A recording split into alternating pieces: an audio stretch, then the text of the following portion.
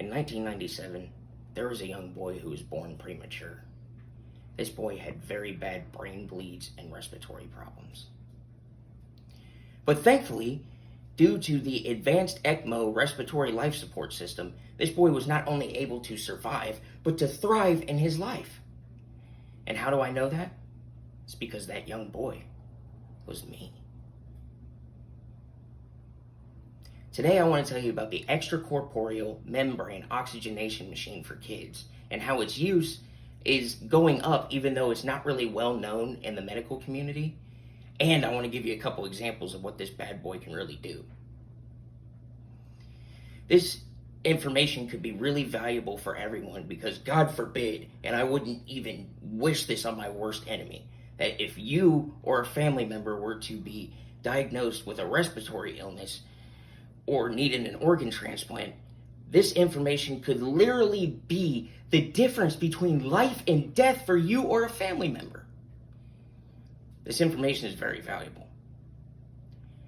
Over the course of the last 5 years, I've done extensive research into this machine. I feel like I owe it to the people that made it and the doctors who saved my life to spread this information. Plus, I've also talked to the doctor who saved my life and gave me the information. Today I want to tell you about 3 things. I want to tell you how, 1, the use of ECMO machines in hospitals has gone up. I want to tell you about how an ECMO machine, again that is for kids, saved a man from the coronavirus. And lastly, I want to tell you about how an ECMO machine can be used to preserve the function of your organs while they're outside the body and in the ECMO machine. First, I want to tell you about how ECMO usage in hospitals has gone up. According to KaiserHealthNews.org, the use of ECMO machines in hospitals has doubled over the course of the last 12 years. Now, finally, more doctors can use this machine to save people like you and me. Now that I've told you about how ECMO usage has gone up, I now want to tell you about a man who was saved from COVID because of the ECMO machine, again, that is for kids. According to UCHealth.gov, a man named George Carver was admitted to the University of Colorado's hospital with a very bad case of COVID. I mean, he was on his deathbed. He was about to die.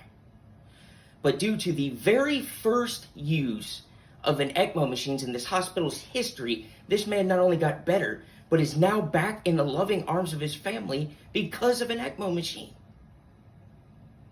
Now that I've told you about how the use of ECMO has gone up, a story of a man who was saved from the coronavirus by an ECMO machine, I now want to tell you about how the ECMO machine can actually take organs out of your body and put it into the machine to preserve its function.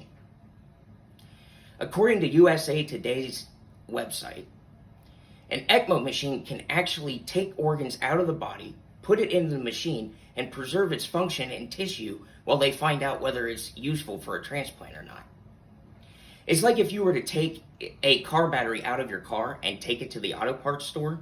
They have that little machine that they hook the battery up to see if it still works or not. That's exactly what it's like, except with human organs. Now that I've told you about the use of ECMO machines going up, told you a story about a man who was saved from COVID because of an ECMO machine, and how the ECMO machine can actually be used to preserve the function of organs, I have one question for you. Are you willing to take this information and spread it throughout the entirety of the world to make sure that people like you and me who are fighting for their lives can get a second lease on life?